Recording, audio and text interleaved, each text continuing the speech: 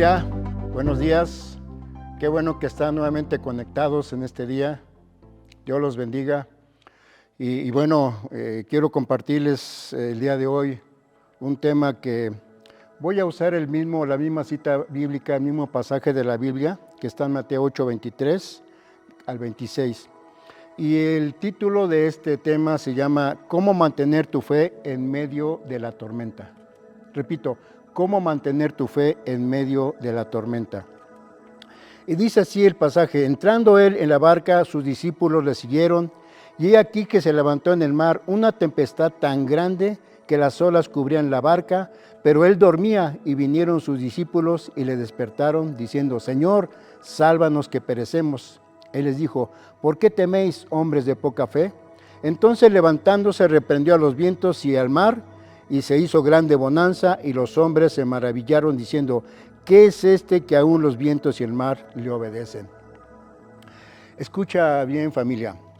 Yo no sé tú, pero yo me pongo a pensar en los tiempos de Jesús, los que convivieron con él, los que lo vieron hacer milagros, los que lo vieron hacer cosas maravillosas, que caminaron con él, que presencialmente vieron hacer cosas a Jesús maravillosamente.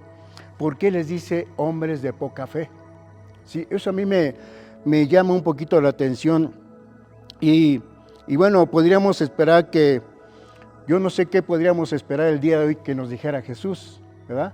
Pero quiero decirte algo: hoy en día Jesús nos diría que somos hombres de fe, que somos personas de fe, creyentes de fe, sí, en este siglo. Y precisamente Dios nos ha llamado a creer y a tener fe, ¿sí? Porque somos hijos de Dios, ricos en amor. Y si buscamos el significado profundo de ellas, y lo que puede significar en nuestros días es que los discípulos que vivieron con él, que lo vieron hacer milagros en el tiempo, lo que Jesús quería hacer, ver es que ellos reprendieran, ¿sí? Reprendieran a los vientos, a la tormenta que se estaba presentando. Porque Jesús estaba cansado, había venido de una actividad muy fuerte, muy importante, ¿sí? En el monte de las bienaventuranzas, y Jesús estaba cansado, pero los discípulos lo despertaron, ¿verdad? ¿Qué tenemos que hacer nosotros cuando vemos a un líder? Jesús es nuestro líder, ¿verdad? ¿Qué tenemos que hacer? Hacer lo que nuestro líder hace, y Jesús hoy en día sigue siendo nuestro líder, familia. Entonces, yo te pido que pues tú tengas ese deseo de hacer las cosas que Jesús nos está indicando, nos está diciendo que hagamos, ¿verdad? Ahora, ¿qué es fe? ¿Qué es fe? Yo no sé si te has preguntado qué es fe. Fíjate bien, fe significa confianza, creer, obediencia y seguridad. Eso significa fe. Todos estos son componentes de la fe, y si falla alguno de estos componentes, ¿verdad? Es como una cadena, ¿sí? Que se le llega a romper algún eslabón. Esa cadena ya no funciona, ya no sirve. Tú tienes que unir ese eslabón, ¿sí? Pegarlo para que pueda seguir funcionando, para que pueda seguir sirviendo, ¿sí? Y nosotros tenemos que hacer algo parecido. Si tu fe está menguando, si tu confianza, tu creer, tu obediencia y tu seguridad están menguando, tú tienes que investigar cuál es el motivo, cuál es el problema que se está presentando para que esto no funcione. Ahora, ¿cómo mantener la fe? Aún en medio de la tormenta, familia, en medio de la crisis, en medio de los problemas, en medio de la enfermedad, en medio de la desesperación, en medio de la traición, en medio de la incertidumbre y de la duda, nosotros tenemos que mantener nuestra fe, porque Dios, Jesús, está con nosotros. Entonces, lo primero que tenemos que reconocer es la fe, porque al igual que Dios y su palabra tienen en común un enemigo que no pudiendo, escucha, el enemigo no pudiendo atacar a Dios directamente, ataca a sus hijos, a los hijos de Dios, ¿verdad? Entonces, eso es algo que tenemos que tener muy, muy firme nosotros, que el enemigo nos ataca a nosotros. A Jesús, a Dios ya no lo puede atacar, pero a nosotros sí nos puede atacar. Entonces, el enemigo es el padre de mentira, sí lo sabías, ¿no? Está siempre atento y listo a atacar, y nos ataca en la mente, en tu mente, ¿sí? O sea, el campo de batalla del enemigo es nuestra mente, es ahí donde ataca, porque nuestra mente antes le pertenecía a Él, pero hoy en día le pertenece a Cristo. Nuestra mente le pertenece a Cristo, tu mente le pertenece a Cristo. Entonces, ¿cómo hace las cosas el enemigo? El enemigo empieza a trabajar en nosotros, poniéndonos trampas en nuestros sentimientos, en nuestra voluntad. Así que de ahora en adelante es nuestro deber estar atentos al funcionamiento de nuestro pensamiento. ¿Sí? Entonces, ¿de qué tenemos que defendernos, familia? Tenemos que defendernos primeramente de creer. Tú tienes que defenderte de creer, ¿sí? Cuando aceptamos alguna mentira, estamos creyendo y simbólicamente estamos comiendo de ese fruto prohibido que nos va a contaminar nuestra mente. Y te puedo dar unos ejemplos. Por ejemplo, creer que no eres hijo de Dios, que no lo has hecho, que lo que has hecho no es tan grave, ¿sí? Que Dios no te va a perdonar. O sea, esos son ejemplos de creer mentiras que a veces nos agobian, ¿verdad? Cuando aceptas la mentira, el enemigo deja en tu mente la semilla de duda y del desamor y puede apartarte del camino de Dios. ¿Cuál es la solución? Buscar la palabra de Dios. En ella siempre hay consuelo y solución para todas las situaciones. Ora, clama a Dios y Él te responderá.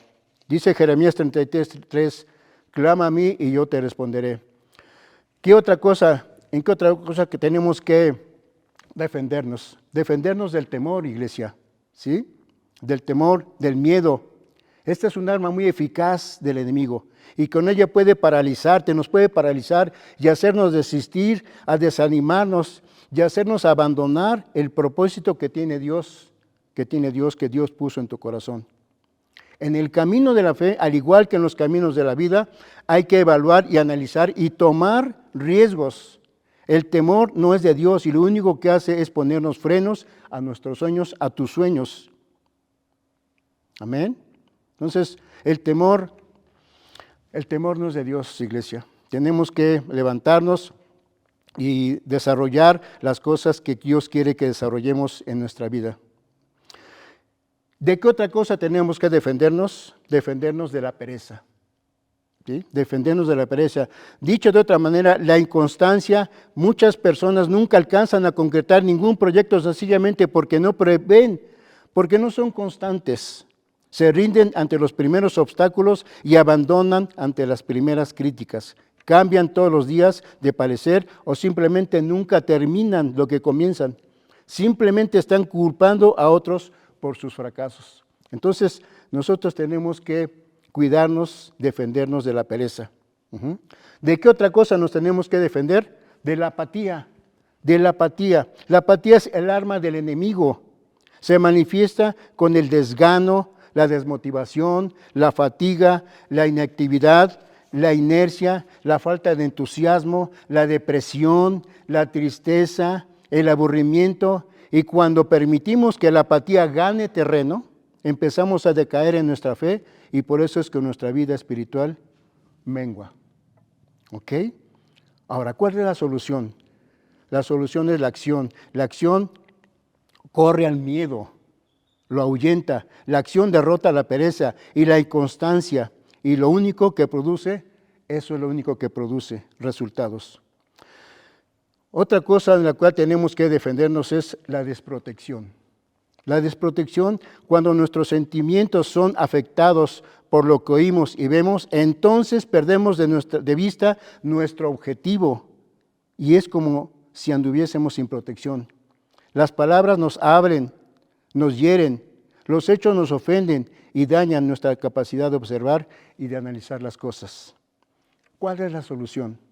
La solución está en Efesios capítulo 6, versículo del 10 al 20. Cuidar y fortalecer nuestro hombre interior, vistiéndonos de la armadura de Dios para que podamos estar firmes frente a las acechanzas del diablo. ¿Ok? Familia, yo espero que este tema te haga reflexionar. A mí me hizo reflexionar y creo que el Señor está con nosotros. El Señor es bueno, el Señor nunca nos ha dejado ni nunca nos dejará. Dice que Él estará con nosotros hasta el fin de los tiempos. Y tenemos que creer eso, pero nuestra fe es básica, es importante. No pierdas tu fe, familia, no la pierdas. Estamos aquí por la fe que el Señor nos ha infundido, la fe que Dios nos ha dado. Cuando tú hiciste la oración para recibir a Cristo, fue una oración de fe. Y ahora Cristo vive y mora en tu corazón. Y ahí es donde debe de permanecer, en tu corazón. No darle opción al enemigo de que venga y que te meta trampas, que te meta cosas que no debe de meterte en tu mente. Así es que, iglesia, muchas gracias por este tiempo. Dios los bendiga y espero que reflexionemos acerca de esto. Amén. Muchas gracias.